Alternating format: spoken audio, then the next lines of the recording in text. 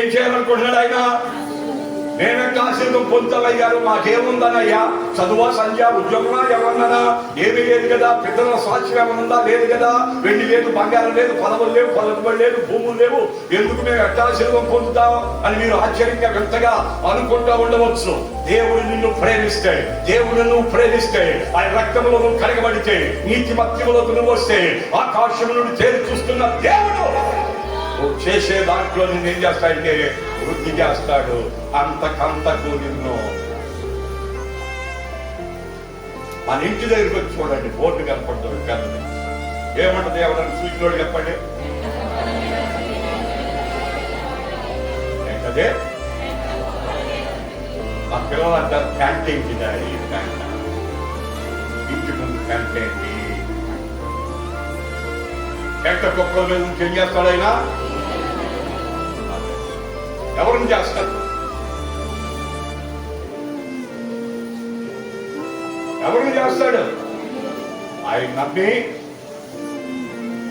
మార్పు చెంది బాప్తిసం పొంది ఆత్మతో నింపబడి ఆయన లేఖనానికి బద్ధులై ఆయన చెప్పినట్టుగా ఆయన మార్గములో నిలిచి నడిచే ప్రతి వాణ్ణి ఎక్కడి నుండి ఎక్కడికి, ఎక్కడి నుండి ఎక్కడికి?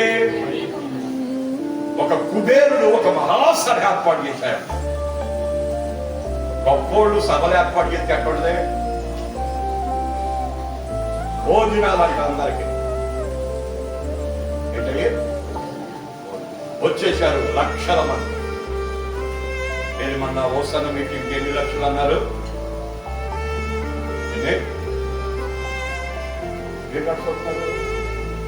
తెలీదా?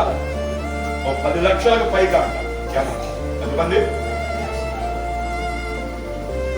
మీటింగ్? అందరికి ఏమంటారు అక్కడ? అందరూ ఏమంటుంది? గుడ్డు ఉంటుంది. సాంబార్ పోసినా ఏమంటుంది? దాంట్లోకి గోడు గుడ్డు ఉండాల్సిందే. ఎందుకక్క?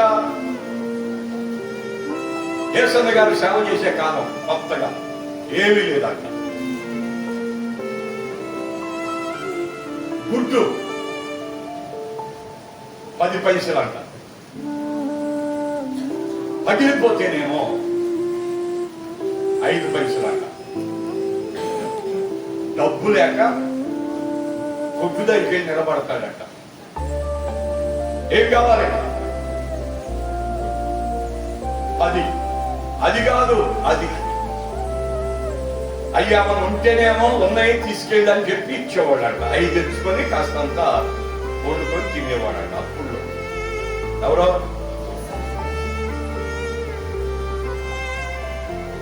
ఒకరోజు ఆ కొట్టు యజమాని లేడు, వాళ్ళ భార్య కూర్చుందంట. ఎక్కడ?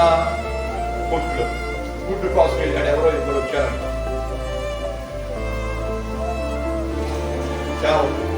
మరి వాళ్ళ ఊళ్ళోకి ఊరికే పంపకూడదుగా, ఆడకూడ కొన్ని పెట్టి పెడతామని చెప్పి గబగబా వెళ్ళి ఆ కొట్టు దగ్గర నిలబడ్డారు. అందరూ వచ్చారు. కొట్లో కొట్టుకుంటారు. ఏంటి నిలబడున్నారు? ఏం కావాలన్నట. ఉంటామ్మా, నీకు అక్కడ ఉన్నాయిగా, ఎన్ని కావాలి? 3, 30 పెట్టి అక్కడ తీసుకెళ్ళి అన్నాడు. ఈ కాదమ్మా, లోపల చూడు అన్నాడు. ఆమెకు అర్థమైపోయిందంట. లోపలన్నీ పగిలిపోయినాయిగా.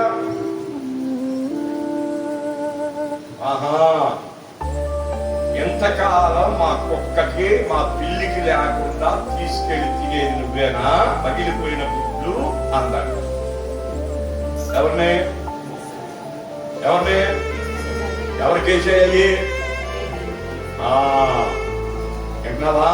అవి మా కోళ్ళకు లేకుండా, మా కుక్కలకు లేకుండా, మా పిల్లులకు లేకుండా నువ్వేనా కొనుక్కు వెళ్ళేది? లేవు అందంట. నీకు ఎంత బాధపడి ఉంటాడో చూడు. ఇప్పుడు అవి కొనుక్కునేంత స్తోమత లేదు. ఆ పరిస్థితిలో బాధతో వెళ్ళిపోయి ప్రార్థన చేసి ఉపవాసాలు దేవుని దగ్గర మొరపెడితే, దేవా నేను నమ్ముకుంటే నేను ఇలా ఎందుకు బ్రతకాలి? ఉన్నత స్థాయి ఇస్తానన్నావుగా, ఆశీర్వదిస్తానన్నావుగా, ఔషధవంతులుగా చేస్తానన్నావుగా, అభివృద్ధి చేస్తానన్నావుగా, ఏది తక్కువ కాకుండా పోషిస్తానన్నావుగా, నీ భక్తులకు తోడుగా ఉంటాను చేస్తానన్నావుగా, నిన్ను నమ్మితే చాలు, ఏది తక్కువ కాకుండా చూస్తానన్నావుగా, కనుక నీ వాగ్దానాలు నా పట్ల నెరవేర్చని ప్రార్థన చేశాడట. దేవుడు అంచెలంచెలుగా ఆశీర్వదించాడు. ఏ స్థాయిలో నుండి పగిలిపోయిన స్థాయి నుండి ఎక్కడికి తెచ్చాడు? ఎన్ని లక్షల మంది వచ్చినా వాళ్ళందరికీ ఒక ఉద్దేశం అంటే ఎన్నిక లేని వ్యక్తులను ప్రభు ఏం చేస్తున్నాడంటే ఎన్నిక చేస్తున్నాడు.